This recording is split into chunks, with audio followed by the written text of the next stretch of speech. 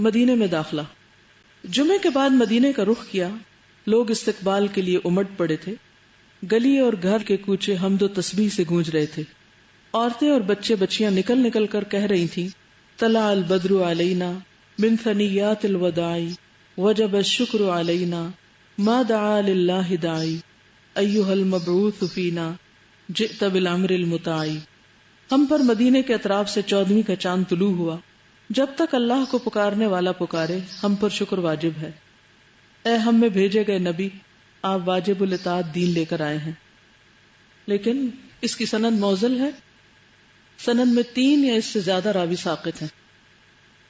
جن سنیات الوداع کا ذکر ہے یہاں پر، ان کے بارے میں ابن قیم رحمہ اللہ نے کہا کہ سنیات الوداع شام کے راستے میں آتا ہے، جو پھر مدینہ سے گزر کر دوسری طرف کو جا رہا ہے. اور آپ مدینہ سے یمن کے راستے سے آئے تھے، اور مکہ سے مدینہ آنے والا نہ اسے دیکھ سکتا ہے نہ ادھر سے گزر سکتا ہے. البتہ شام کی طرف جاتے ہوئے یہ جگہ آتی ہے. علامہ البانی کہتے ہیں کہ اس تحقیق کے باوجود لوگ اسے روایت کرتے ہیں. اس روایت کی پوری تخریج موجود ہے. اس کی بجائے بخاری اور مسلم کی صحیح روایات میں آتا ہے فقیل فی المدینۃ جاء نبی اللہ صلی اللہ علیہ وسلم فاشرفوا ينظرون ويقولون جاء نبی اللہ. یعنی یہ جو مشہور روایت ہے یہ ضعیف ہے، جبکہ صحیح روایت میں کیا آتا ہے جاء نبی اللہ. اس کے علاوہ تکبیرات اور تسبیحات کی گونج تھی مدینہ میں. ایک اور روایت میں جو صحیح مسلم کی ہے اس میں آتا ہے مرد، عورتیں، بچے، خادم راستوں میں اور گھروں کی چھتوں پر چڑھ کر جب آپ آئے تو کیا کہہ رہے تھے؟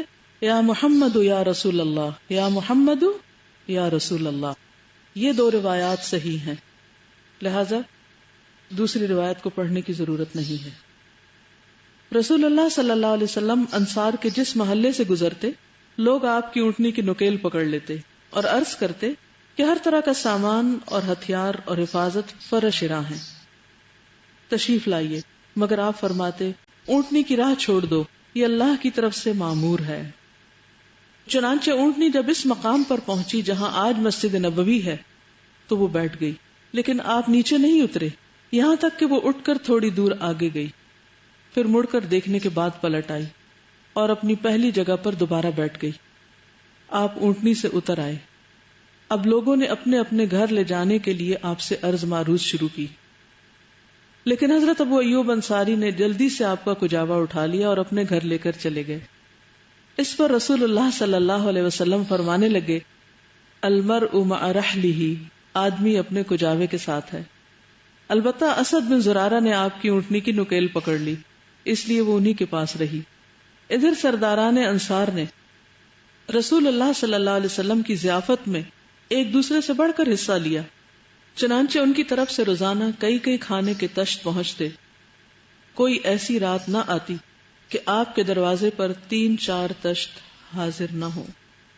کچھ باتیں مدینہ کے بارے میں کہ اللہ رب العزت نے نبی صلی اللہ علیہ وسلم کی ہجرت کی وجہ سے مدینہ کو کیا فضیلت عطا کی. خود نبی صلی اللہ علیہ وسلم اس شہر سے کتنی محبت کرتے تھے. مدینہ کو دار الہجرہ کہا جاتا ہے، ہجرت کا گھر.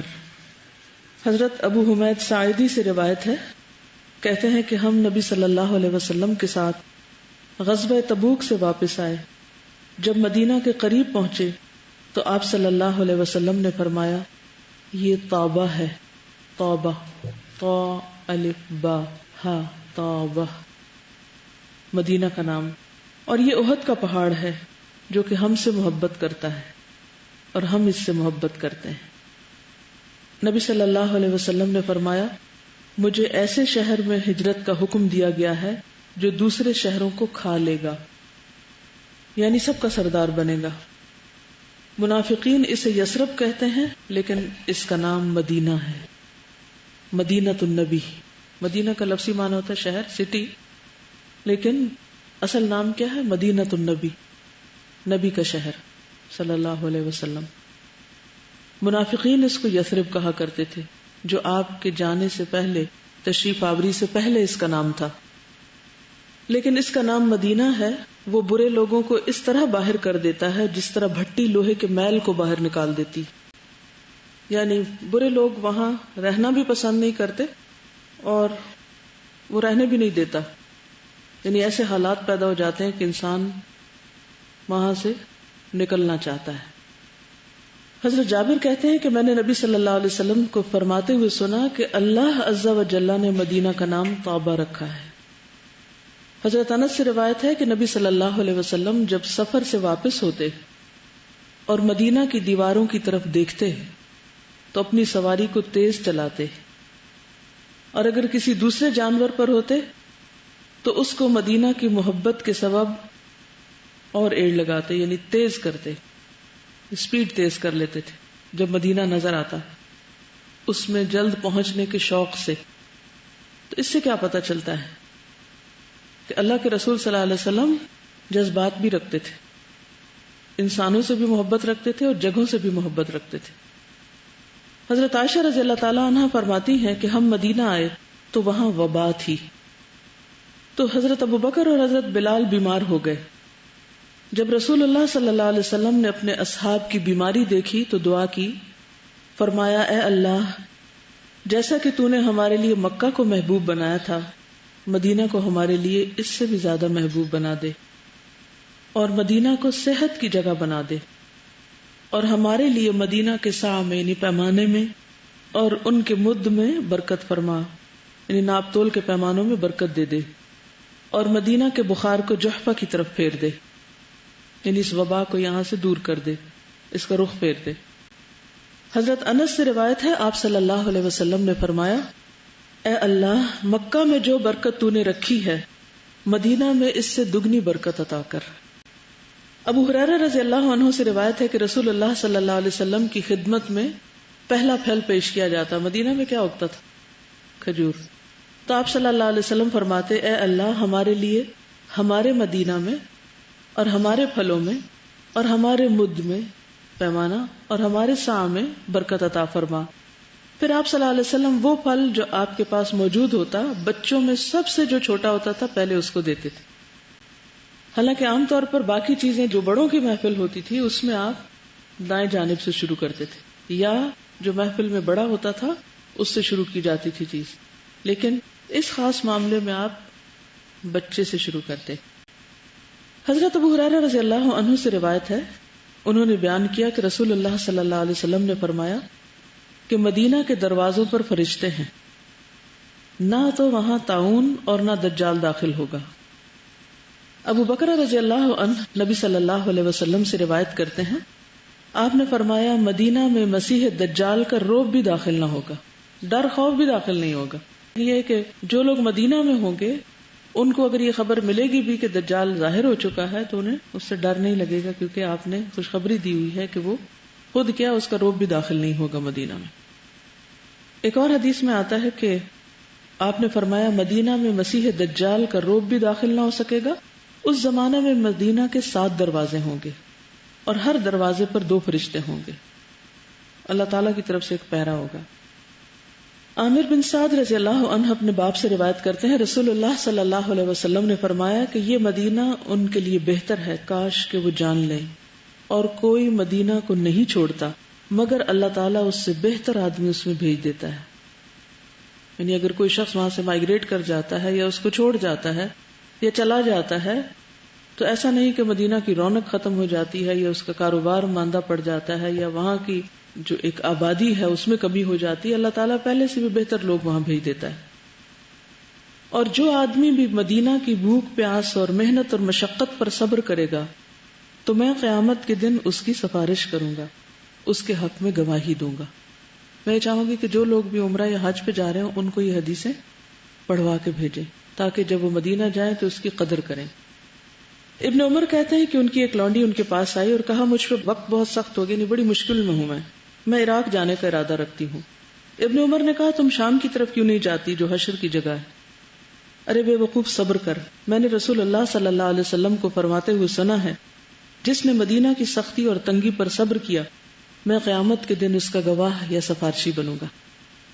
اس لیے اگر وہاں ہوتے ہوئے کسی قسم کی کوئی دقت ہو، تکلیف ہو، پریشانی ہو، اس پر صبر کرنا چاہیے. لہذا جس معاملے میں صبر کے لیے کہا گیا اس پر صبر کرتے رہنا چاہیے. حضرت ابن عمر فرماتے ہیں کہ رسول اللہ صلی اللہ علیہ وسلم نے فرمایا، تم میں سے جو یہ کر سکے کہ مدینہ میں فوت ہو تو وہ ضرور ایسا کرے، اس لیے کہ میں مدینہ میں فوت ہونے والوں کے حق میں گواہی دوں گا. حضرت عمر سے مروی ہے کہ انہوں نے دعا کی، اللہم ارزقنی شہادتا فی سبیلک واجعل موتی فی ولد رسولک صلی اللہ علیہ وسلم. یا اللہ مجھے اپنے راستے میں شہادت نصیب فرما اور مجھے اپنے رسول صلی اللہ علیہ وسلم کے شہر میں موت دے. حضرت ابو ہریرہ کہتے ہیں کہ رسول اللہ صلی اللہ علیہ وسلم نے فرمایا کہ ایمان مدینہ کی طرف اس طرح سمٹ آئے گا جس طرح سانپ اپنے بل میں سمٹ آتا ہے. تو بل میں سانپ کیسے ہوتا ہے؟ کنڈلی مار کے بالکل چھوٹا ہو گیا. حضرت جابر سے روایت ہے کہ ایک آدمی اعرابی جو تھا، بدو، نبی صلی اللہ علیہ وسلم کے پاس آیا اور آپ سے اسلام پر بیعت کی. دوسرے دن اس حال میں ہے کہ اس کو بخار ہو گیا. اس نے آ کر عرض کی میری بیعت توڑ دیجئے.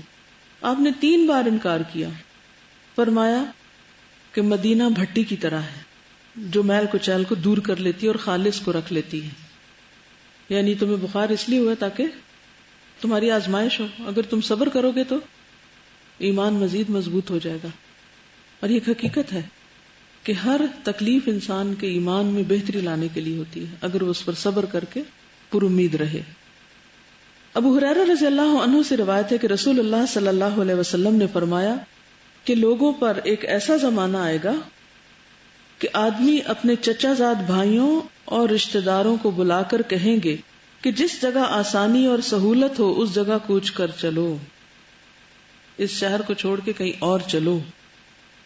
ایک وقت ایسا آئے گا کہ ہر کوئی آپس میں، یعنی پورے خاندان، فیملیز، رشتہ دار، کزنز اکٹھے ہو کے یہ سوچ رہے ہوں گے کہ اس شہر کو چھوڑ کے کہیں اور چلتے ہیں. مدینہ ان کے لیے بہتر ہے، کاش کہ وہ لوگ جان لیں. قسم ہے اس ذات کی جس کے ہاتھ میں میری جان ہے، اللہ وہاں سے کسی کو نہیں نکالے گا سوائے اس کے کہ جو وہاں سے اعراض کرے گا، یعنی وہ بد دل ہو، منہ موڑے، تو اللہ اس کی جگہ وہاں سے آباد فرمائیں گے کہ جو اس سے بہتر ہوگا، یعنی اوروں کو لے آئیں گے.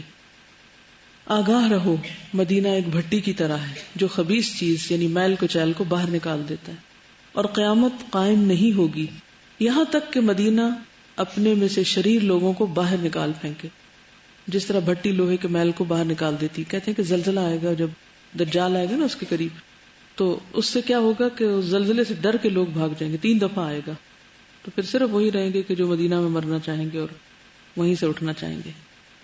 زید بن ثابت سے روایت ہے کہ جب نبی صلی اللہ علیہ وسلم احد کی طرف روانہ ہوئے تو کچھ لوگ جو آپ کے ساتھ تھے یعنی منافقین، وہ بہانہ بنا کے واپس چلے گئے. تو صحابہ کے 2 گروہ ہو گئے. کچھ نے کہا ہمیں پہلے ان سے جنگ کر لینی چاہیے، یہ کیسے غدار ہیں، چلے گئے.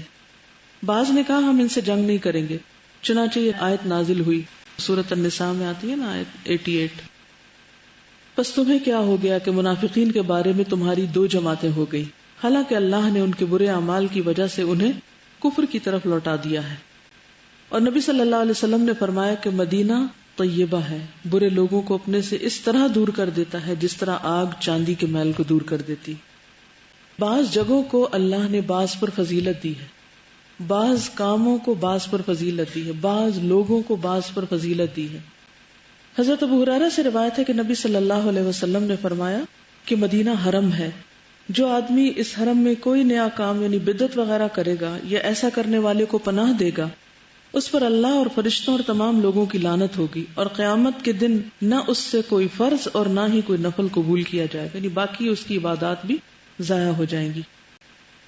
تو بہرحال مدینہ کے اپنے فضائل ہیں، اور خوش قسمت ہیں وہ جن کو اللہ تعالیٰ ایمان کی حالت میں وہاں رہنے کا موقع دے اور وہیں ان کی موت آئے اور نبی صلی اللہ علیہ وسلم ان کے لیے گواہی دیں اور سفارش کریں. اللہ تعالیٰ ہمیں بھی ان لوگوں میں شامل کر لیں. نبی صلی اللہ علیہ وسلم جب مدینہ میں داخل ہوئے تھے تو وہ دن صحابہ کہتے ہیں کہ سب سے زیادہ حسین دن تھا، سب سے زیادہ روشن دن تھا.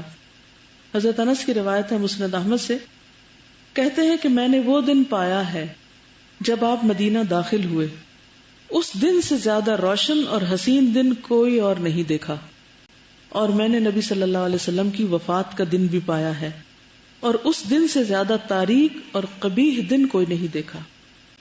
نبی صلی اللہ علیہ وسلم جو مدینہ میں داخل ہوئے تو جہاں بچے اور عورتیں اور نوجوان سب کے سب خوش تھے اور ایک طرح سے استقبال کر رہے تھے، وہاں حبشیوں نے بھی، یعنی خاص قوم، انہوں نے بھی اپنے کھیل دکھا کر نبی صلی اللہ علیہ وسلم کی آمد کی خوشی پر اپنی خوشی کا اظہار کیا۔